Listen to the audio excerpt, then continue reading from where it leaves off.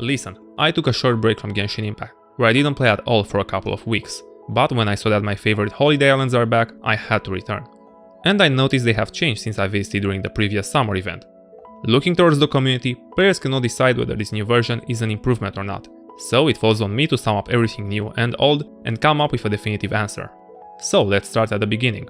After picking up the quest and meeting our adventuring party, we need a new method of transportation to take us to the Golden Apple Archipelago. But instead of riding on the back of the Valin in an epic animated cutscene, we have to use the Dodo Fortress, which gives us a few minutes of dialogue over a black background. This doesn't look promising, but if you have the patience to get to the other side, you will see a familiar landscape, with a few things missing. All the teasers and elements from Inazuma, including the boss fight with Magu Kenki, are gone, leaving the islands empty. The only thing that stands out is a contraption built by Fatui, nothing we haven't seen before.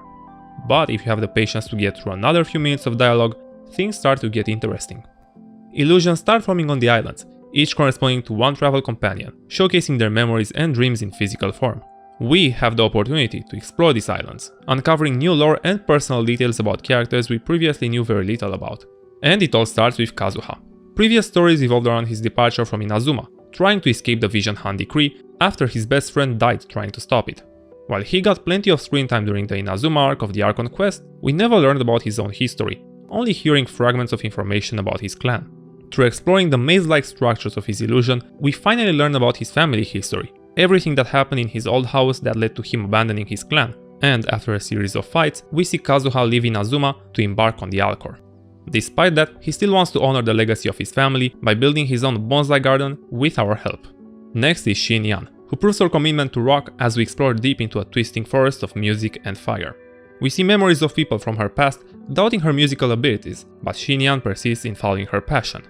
After a journey around the island solving musical puzzles with Xinyan, we arrive at her house, where her best friends Shanling and Yunjin are holding a birthday party, two people that appreciate and try to understand her way of life. It all ends with an open-air concert, where Xinyan plays a different tune for the people in her past. Next up is the main event. Fischl takes us into her fantasy realm where a floating castle comes to life. Raven statues fill out the court as loyal servants and knights. They help us progress through the story and uncover details about the creation of this mysterious kingdom. In between the chapters we see glimpses into Fischl's life before meeting Oz. Along the way we solve a variety of mind-bending puzzles that combine exploration and problem-solving skills, although the execution is disappointing. When pieces of the puzzle have to be aligned, the controls are stiff and nothing seems to fit together.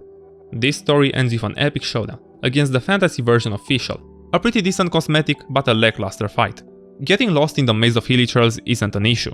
The real threat is the maze of unending dialogue. Once that's over, we make our way to the last island. Inside her domain, Mona shows us the intricacies of astrology and the difficulty of figuring out star formations. These are by far the hardest puzzles to complete, but the reward is equally great. We get a deeper insight into Mona's life and discover the hardships she had to endure to become Teva's greatest astrologist. Her dedication to the craft remains strong, even when people shun her for her unlucky predictions, as she refuses to give people false hope.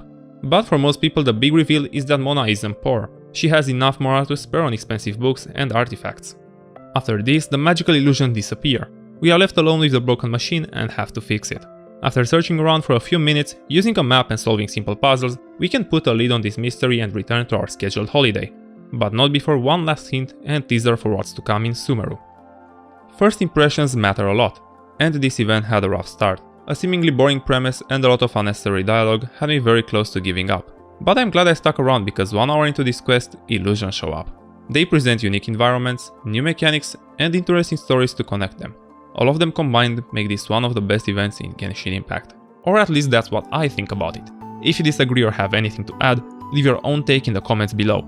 And if you liked the video, press all the buttons, click all the links and follow me on your favorite social media.